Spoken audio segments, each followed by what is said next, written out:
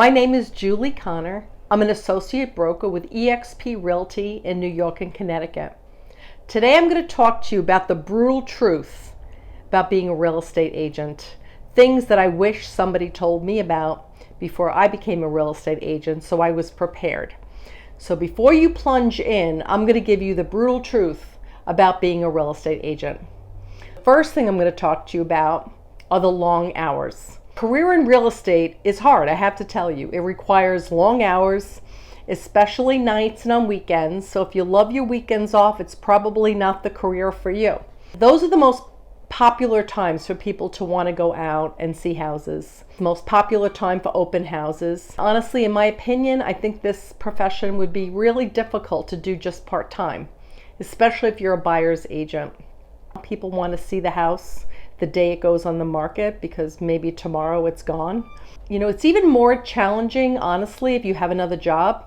So I own a wellness center in addition to being an associate broker, but I own the center and have very flexible hours. So flexibility is probably one of the most important things.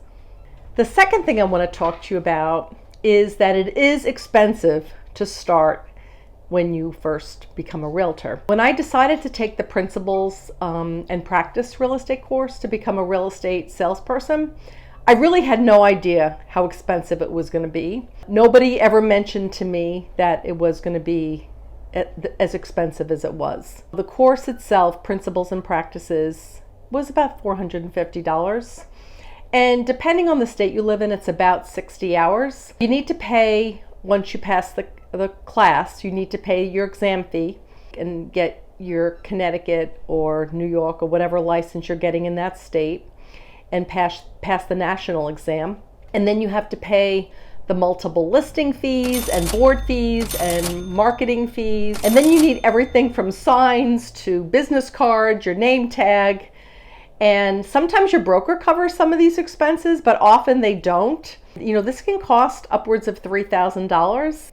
Well, now you know that it's going to cost you that, so you really should save a nest egg before you start this. Also, the other thing I guess I kind of didn't really think about, that you're not going to get paid until you close on a deal. You start a deal today, it may be 2 or maybe even more months before you close on that deal completely by the time you get through inspections and negotiations and then waiting for the buyer to get the mortgage. So that can take a while. So my recommendation is to put a nest egg aside if you don't have a second job before you embark on this career. That would be a big recommendation so that you don't get overwhelmed. The third thing I want to talk to you about is you must be self-motivated. You have to be self-motivated and driven to go into real estate. Remember, in most cases, you're an independent contractor. You're not an employee. If you don't work, you typically do not get paid unless you're getting residual income from a variety of sources. So for example, with eXp Realty, you can get residual income from a variety of sources, like when you sponsor agents. If you're interested, I could talk to you about that. You can give me a text at 203-300-1358 or send me an email at julie.connor@exprealty.com, and I'll talk to you more about that. There's also a video on my YouTube channel on why I joined eXp, and the additional sources of income are a big reason why I joined eXp. So the fourth thing that I wanted to let you know, the brutal truth, is that you have to deal with a very wide variety of personalities and emotions. You have to deal with your clients, you know, the sellers and the buyers, the mortgage broker, the agent on the other side. If you do have an agent on the other side and you're not representing both parties as a dual agent, the inspectors, septic, home, building inspector, you're dealing with the appraisers, the emotions of the parents of your buyers or your sellers. If they're first-time home buyers and they may be in their 20s and their parents are involved too. You get a lot of different personalities, and you're also going to run into incompetency. Incompetent agents, incompetent attorneys, poor communicators. My biggest advice here is you have to be patient. You must be patient. You must really kind of take it all in stride and just listen and try not to let things bother you.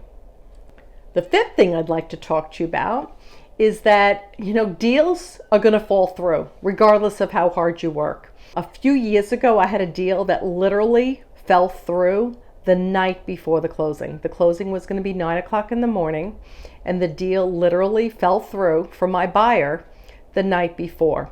She decided that she did not want to move into that house, and she was not changing her mind.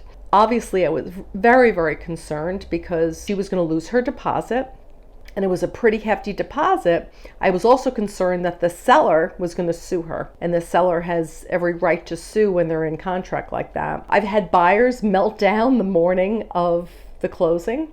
I had one buyer that literally she was going to be moving in with her boyfriend. She was having a complete and total meltdown. I met her in the parking lot at ShopRite. She was hysterical crying, and she said she does not want to leave her mom's house and her cat, and she doesn't know if she even loves him anymore. I took her out to lunch and we settled that really quickly. So you have to keep calm. You have to realize this is a very big purchase and things can change. You do need to, make sure that you realize that, sometimes you have to be more of a counselor than a realtor in situations like this. So number 6, deals can be very difficult. Honestly, real estate deals can be extremely difficult. I've had a couple of very challenging deals the past year. I had a situation where I was representing the buyer. The seller on this home literally died 2 weeks before we were supposed to close. She fell and she was hospitalized, and then she died. It was a really sad situation, but fortunately we got through it. We had to push this through probate, and we were able to close the deal. But it was very, very challenging for my buyer, very emotional, but we did it. I had another situation this year where I was representing the buyers, and we did our septic inspection. Septic literally was dead.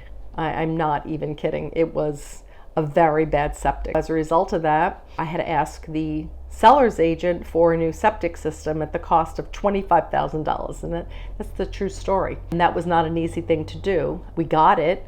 Her other choice would have been to put the house back on the market and sell it as is, because honestly, once something like that is revealed, you really do have to now disclose it.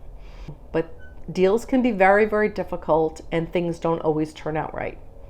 Number 7 is that you need a ton of support. Honestly, this is why I would consider eXp Realty as your brokerage, and why you should consider, if you use eXp as your brokerage, that you consider me as your sponsor, because I can give you not only a ton of support, but because I have so much experience, I can give you a ton of really good ideas on how you can get and do the best you can be in this career. So call or text me for more information about what all of this means. My number is 203-300-1358, and it's Julie.Conner, CONNER,